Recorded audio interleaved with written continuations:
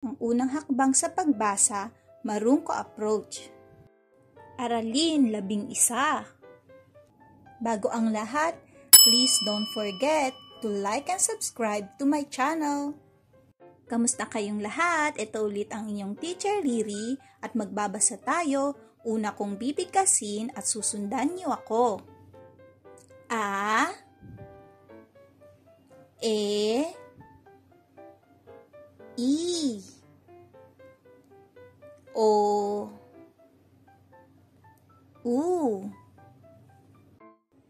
Pa, Pe, Pi, Po, Pu. Ngayon, una kong babasahin ang mga salita at susundan niyo ako. Pa-ko, pako. Pi-ko, piko. Pa-na, pana.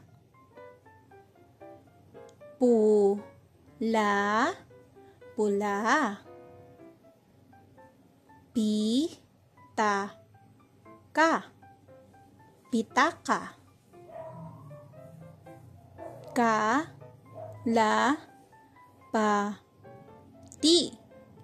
kalapati. Puti, puti. Pa-la-ka,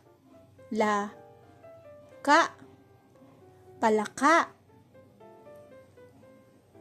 Pa-ya-pa, payapa. Pa-pa-ya, papaya. Ngayon, babasahin natin ang mga pangungusap na may katinig at patinig. May puno kami ng papaya. Malaki ang palaka sa sapa.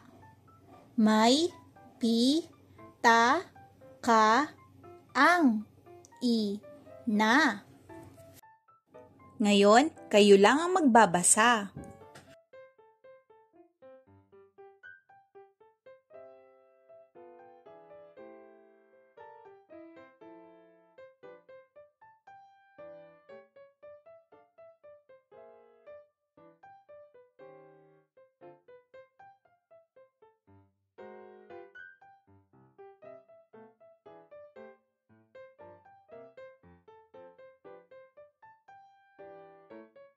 Ngayon, magbabasa ulit tayo ng pangungusap na tumutukoy sa larawan na may katinig at patinig.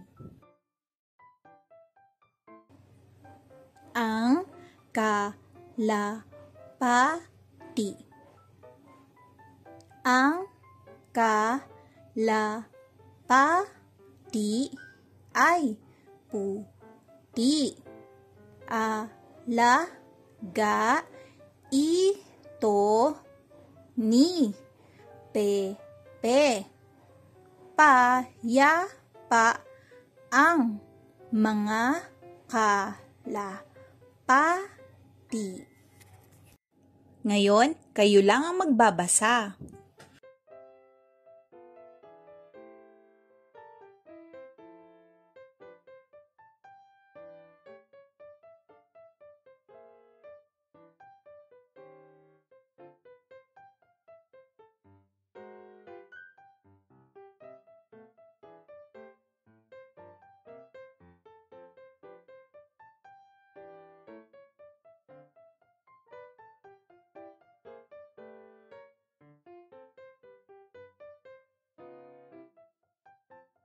Good job, mga bata!